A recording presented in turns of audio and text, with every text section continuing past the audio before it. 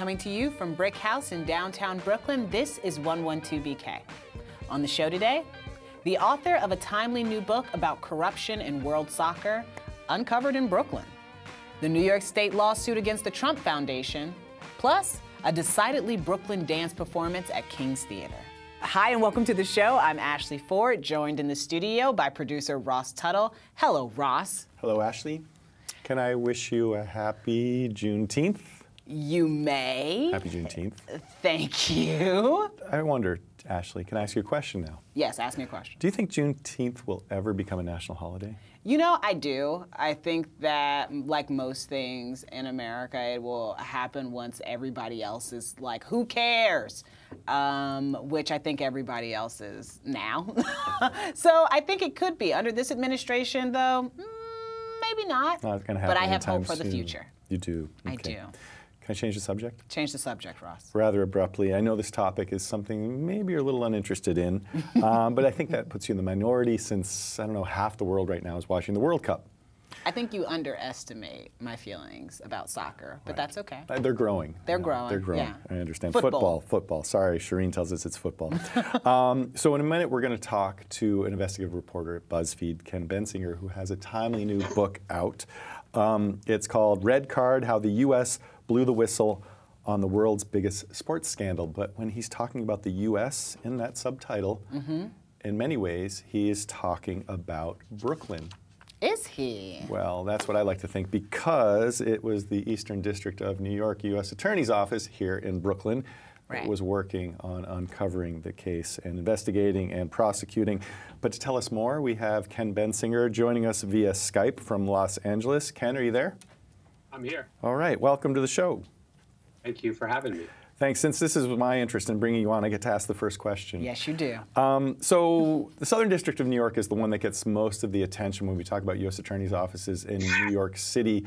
They do all the terrorism cases. Why was this an Eastern District of New York investigation? Why was it that U.S. Attorney's office that was looking into this? And what were they looking into? So this case was begun with an FBI agent out of New York City, right? So the FBI field office in New York is unique in that they can take cases to 3 different judicial districts. They could take it to Southern District, they could even take it to Jersey, or they could take it to the Eastern District. And in this case, the FBI agent, who was an expert in Russian organized crime, had an existing relationship with a prosecutor in Brooklyn. And he knew that those guys were good. They were really good at busting complicated organized crime, and particularly Russian stuff. And so that was his first choice. And he went to this prosecutor that he knew and asked him if he'd be interested in taking the case. And the guy went for it. So he was somewhat of an expert? This prosecutor in Brooklyn was somewhat of an expert on these kinds of things, perhaps? This prosecutor, his name is Evan Norris. He's a Brooklyn resident to this day. He was an expert in organized crime stuff. He'd done a lot of cases involving the Gambino crime family in Brooklyn. And he'd done some other sort of international cases involving organized crime. He hadn't done any sports cases or anything involving FIFA. I don't know how much he'd done on Russia, but he was a guy who knew how to build a complicated racketeering case. Ken, what was the initial suspicion that started this? Like, I'm not even sure exactly like why we know, like what happened? Why do we know about this? So, and I apologize for the cough. All this talking about my book has destroyed my throat lately. I'm sure. So actually, it becomes very much of the moment today. It feels very timely here in 2018, why the case began back in 2010. And the answer is, like so many other things these days, Russia. This case began as a look into what Russia was up to in the world of soccer in 2010. And if you recall, in 2010, we didn't think about Russia the way we think about it today. This was during the reset that Obama was doing with Russia. And so in spring of 2010, Russia was signing on to sanctions against Iran. We were taking Russia off different sanctions lists and doing all these nice things to sort of get along with Russia. We thought of Russia as this warm, fuzzy place. This was years before Crimea or anything. So we were in a pro-Russia moment. But this FBI agent I mentioned earlier, what he discovers when he goes to London to work on a different case is that Russia was apparently doing questionable things in its attempt to win the rights to host the World Cup that we're seeing now. So the World Cup you guys are talking ongoing now, the decision to award it to Russia took place in 2010, and Russia was competing against 5 other countries that all wanted that right, and it was becoming apparent that Russia would stop at nothing to get the tournament. There's another fun name to throw in the mix that played a key role in all that. Is a guy by the name of Christopher Steele, who I bet rings a bell. Oh, yeah. The Steele dossier. That's the one. So Christopher Steele was actually the guy who got it all started. He was had just left the MI6, which is the British spy agency, and started a corporate intelligence firm. And one of his first clients was the English bid. England was trying to get that World Cup rights too. And they hired him to do research on competitors, and particularly Russia. And what he came up with was that Russia seemed to be up to no good. And so he's the one who tells both the English bid and the FBI agent that there's something rotten in the state of Russia, and that they might consider opening a case.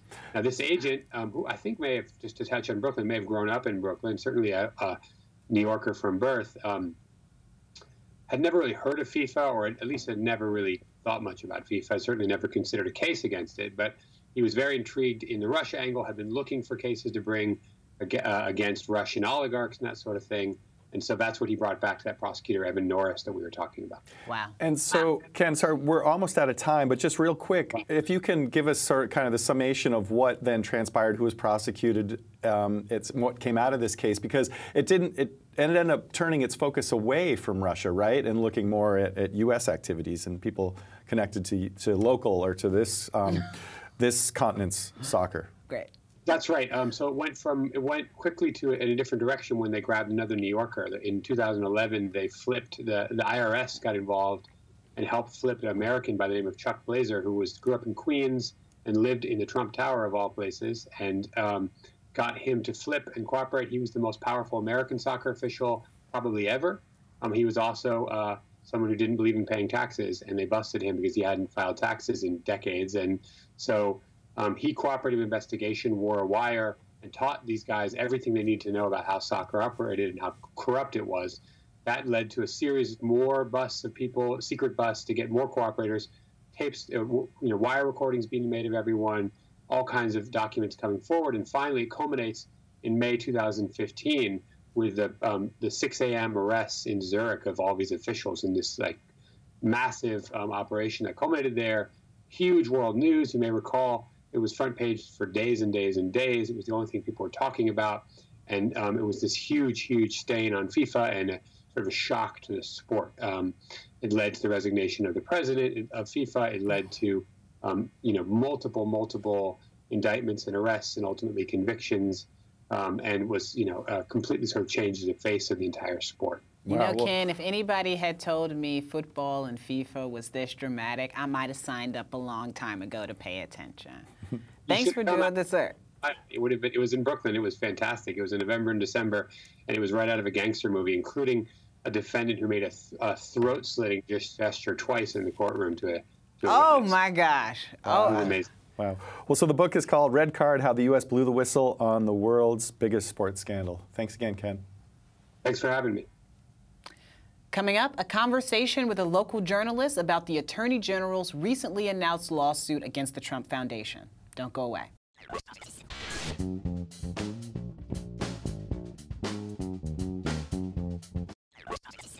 Barack Obama was sued 26 times while in office. George W. Bush, 7. Donald Trump, who likes to say he's done more than any other president in history, is right, at least when it comes to this category.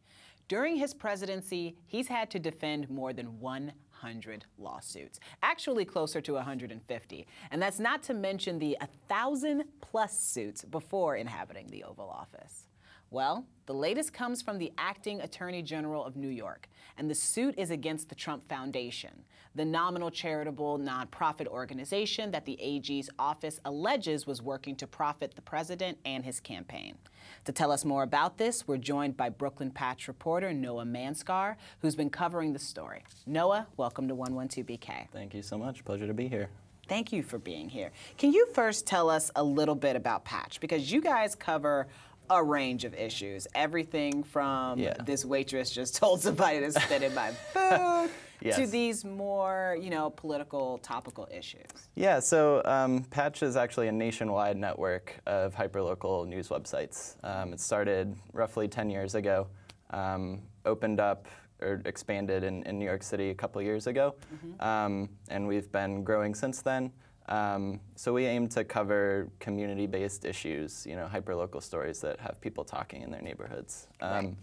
So we have 6 reporters, including myself. I'm kind of a general assignment reporter who covers broader topics like this lawsuit, city politics, education, things like that.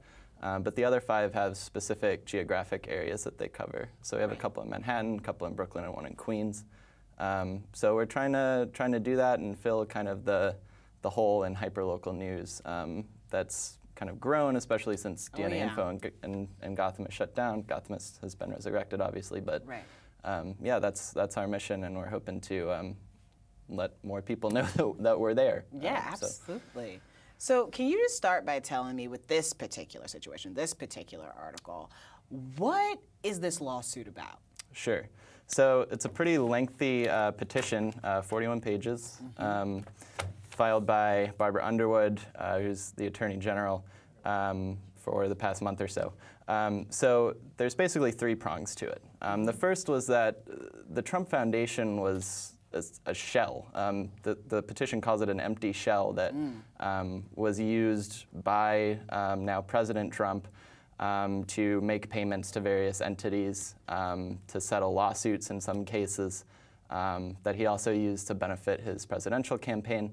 The board essentially was a non-entity. 3 of his children sat on the board, Eric, Donald Jr., and Ivanka. Eric and Donald Jr. are still on the board, I believe. So the board hasn't had a meeting since 1999. 1990, I was 12. Yes, I was 6. So Lord, yeah, and the foundation had no employees. So the people who were running the operations were employed by the Trump Organization, the president's private business. Right. So there are plenty of conflicts of interest that arise there. The second piece of this is that nonprofits cannot be used for political purposes. No. And the president famously held a fundraiser early in the 2016 election campaign in Iowa for veterans groups that produced a total of roughly $5.6 million in donations, $2.8 million of which went to the Trump Foundation. The foundation, in name, dispersed that money to different veterans organizations, but the campaign had complete control over who they went to. The president handed out big checks of these donations to representatives for these organizations at campaign events. The foundation also made a pretty large political donation to the campaign of Pam Bondi for Florida Attorney General, and then actually lied and said that it gave money to a nonprofit but with a similar name that was based in Kansas, which was obviously not true. This is, like you're saying this, and like I'm getting it, but you just keep going, and it feels egregious already. Like Yes. it just sounds. I'm not certain or sure why anybody would even think, as a person with some but limited experience working in nonprofits, I have no idea why anybody would think they'd be able to get away with this. Right. My significant other actually works for a nonprofit, and when I showed her this, she was like, "It's incredible that they went for so long without getting caught." Yeah. And a lot of this was there were false filings that were made over several years. This wasn't all just recent activity that they engaged in. There were several the Attorney General alleges transactions that were made to benefit the president and his businesses, his golf clubs, his Mar-a-Lago resort, even a private piece of family-owned land in Westchester County. So yeah, it was a wide range of purposes. This is just, I feel like, I don't find this funny. It's absurd. Like, I'm astounded by, just the audacity.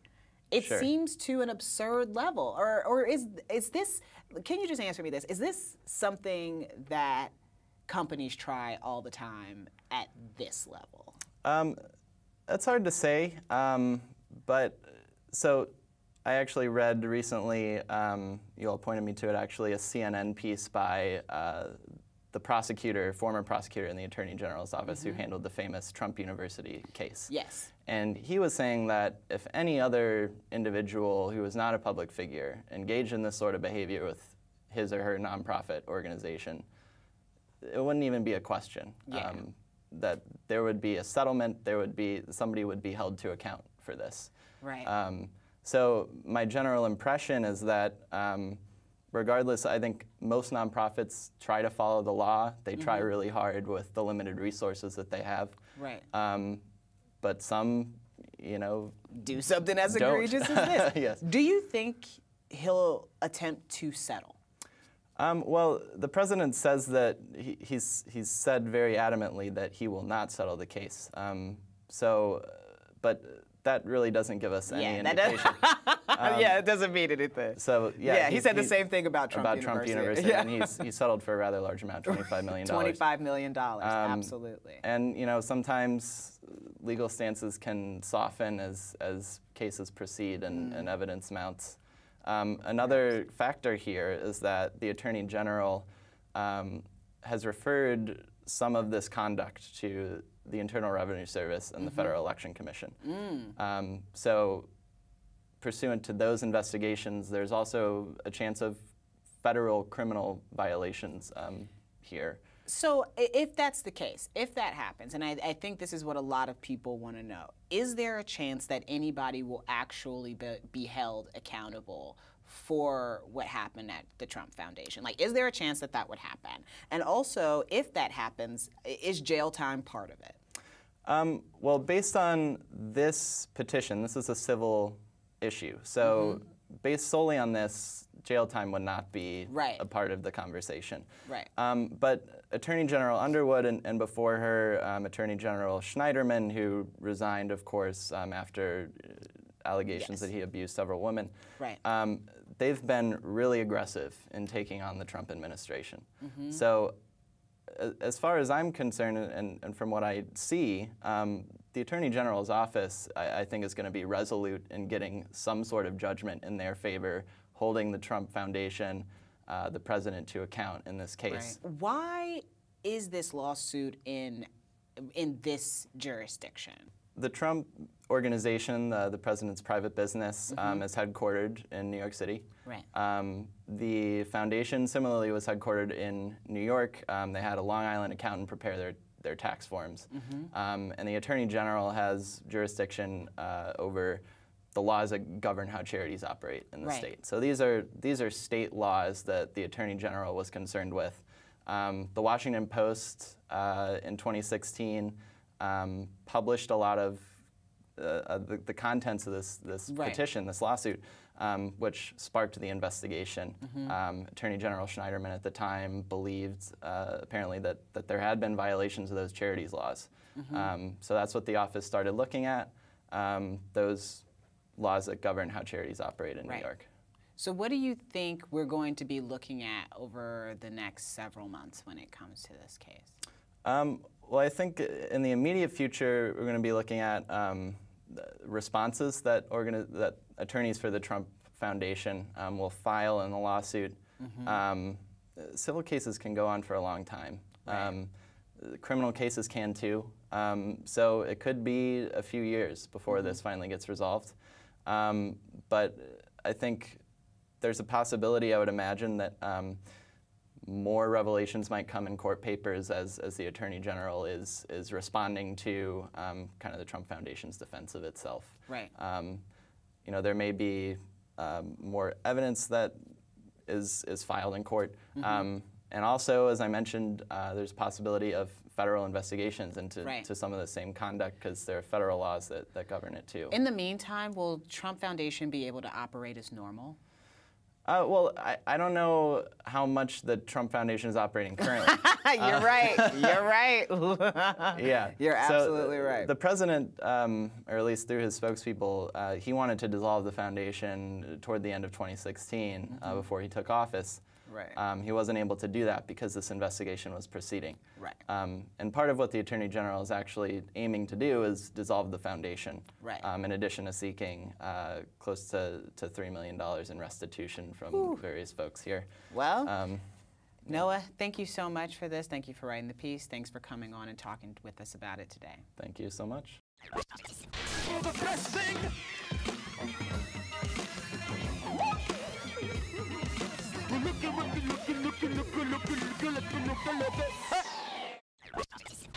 This coming Sunday, King's Theater on Flatbush hosts a special dance event featuring Brooklyn-based students and performing artists. Inspired by the hit movie Dreamgirls, it's called Dream Abundantly and intended to inspire young Black girls to achieve their dreams. It's the brainchild of dancer, performer, and founder and artistic director of Abundance, Academy of the Arts. Her name is Karisma Jay, and she recently joined me to talk about her organization and the upcoming event. Here's that conversation. Karisma, thank you so much for being here. Oh my goodness, thank you for having me. Talk to us a little bit about your dance history. What brought you to Crown Heights? So, basically, I started out in the womb dancing, literally. Yeah. And funny story, so it was actually how I got my name Karisma. My mom would test out different names, and Karisma was the only one that I would dance to. And so she did it for a series of months, obviously, and it was like, okay, this is that girl's name, right? And so when I came out, it was only right to kind of put me into the performing arts. So I am a Brooklyn native. I actually am right from around here. Right.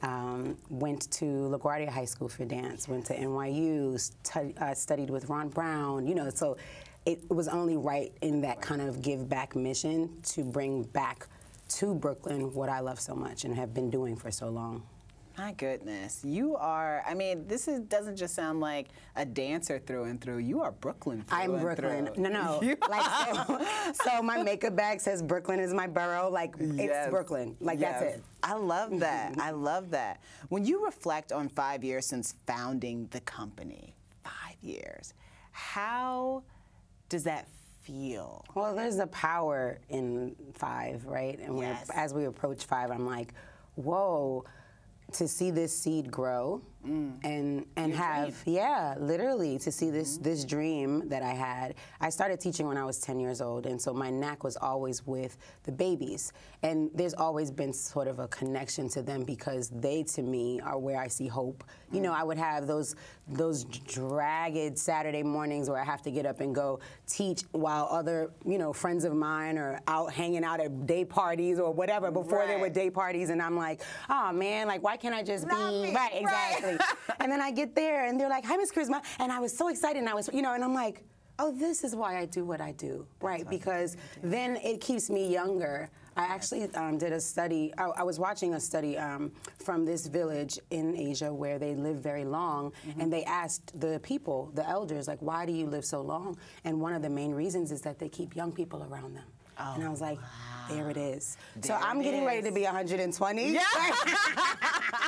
And look the exact same. Exactly. Looking the exact same. So at the studio, what do you do? Like, what happens there? What kind of classes do you guys offer? Right. So magic happens there. Magic happens there. Black girl magic, brown girl magic, black boy magic, all kinds of magic happens there in the good way. So we are a 501c3 arts organization. We basically are dedicated to helping people access their own abundance. That's why the name is Abundance, right? And so it's not only about dance, it's really about all of the arts because the arts have a healing force, right? Yes, they do. And when I watch the transformation of people, no matter what age they are, I really see how the arts transforms them in a grander way in their lives versus it just being, oh, okay, they were able to conquer this step.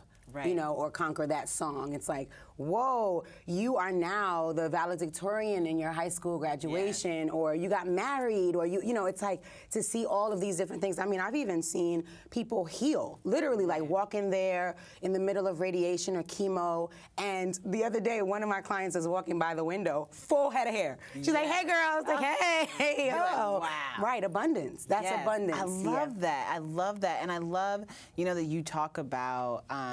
you know, dance not just as a way to be physical, but dance as an art. My introduction actually to dance as an art, because I didn't, when I was younger, I didn't have access to a lot of like things to be able to see them, and even though I love them so much, but I did get to see a stomp performance, and that was my introduction to dance as like a performance.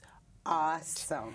And I know that you were part of Stomp. Yeah, once a stomper, always a stomper. Talk to me about that experience. So I was actually graduated from NYU, and I'm like, what am I gonna do now, right? It was during the recession, and I'm thinking like, okay, it's just gonna fall into place. My name is gonna be in lights. I'm on, I'm ready, right?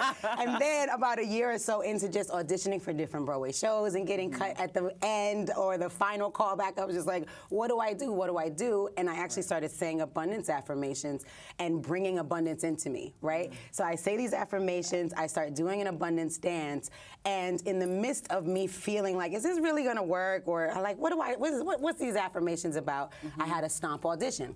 I was like, oh, okay, you know, I'll go. I'm kind of scared. I don't really know if I'm going to get it, or, you know, and I'm still new to the word abundance and the affirmation, so I'm just kind of playing it safe. So I get to the end, and they don't cut me, but they say, oh, you know, we want to keep you on record because we have been known to call people back within 2 years. And I was like, 2 years? Yeah, right. Like, I'm not even going to stay on and, like, wait for you. So, oddly enough, in just, like, willing and wishing that abundance would really come into my life in a good way, I got a call 2 years to the date from Stomp, and I was like, get out of here. Whoa. So how did Stomp change my life? It was one of the biggest confirmations aside from my school that abundance is real. Like, go with it. It's working. Like, really, you know, and do the work. It's not really like I'm sitting there and I'm just saying it and that's all that there is. It's that I was saying these affirmations, I was training, I was manifesting. And so Stomp really holds a really deep place in my heart because, I mean, they taught me so much about everything. Yes, everything. I love that. Now talk to me about the King's Theater Dream Abundantly event on June 24th. I want to know more. Okay, so we are excited because we were kind of the inaugural Brooklyn Arts organization to tap into King's Theater and to just, you know, ask, hey, how much does it cost? Like, we need a theater space. Like, we want to do grand scale production. What is that like? And now with Dream Abundantly, we are telling the story of the 4 little girls who were bombed in the Birmingham, Alabama Baptist Church. And we are using their story to help inform our dream girls, our little girls, of their dreams and how they can go after it, even though those 4 little girls didn't get to live out theirs. Wow. How do people get tickets? I mean, any way you can. You Google us, you Instagram us, you Facebook us, but essentially, so tickets are on sale at the Ticketmaster website, at the box office for King's Theater, and also they can contact Abundance Academy, and we have tickets on site too. That's fantastic. Karisma, thank you so much for being here. That's the show for today.